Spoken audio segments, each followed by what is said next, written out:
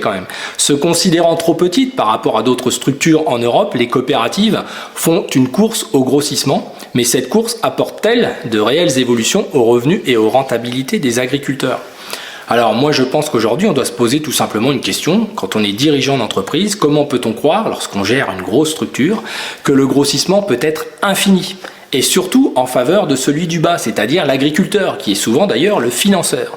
Est-ce que c'est pas une fausse idée? Est-ce que c'est pas quelque chose qui nous emmène dans le mur? Et c'est valable aussi d'ailleurs pour les agriculteurs qui pensent que d'être le plus gros va leur permettre de passer le cap. Finalement, on s'aperçoit que non, ça ne change rien sur les marges, bien au contraire. Il y a des tailles critiques, il y a des impacts sur les charges fixes qui font qu'aujourd'hui, beaucoup de coopérateurs financent avant tout le fonctionnement de leur outil. Je dis que c'est encore leur outil, la coopérative. Et puis les lots sont plus gros, on commence à moins trier, à moins être plus précis dans les valorisations possibles que l'on pourrait faire de différentes zones locales de récoltes qui ont été touchées par telle ou telle chose, ou à l'inverse qui sont de meilleure qualité. On met tout ça ensemble et puis on veut se simplifier la vie et on travaille sur les volumes.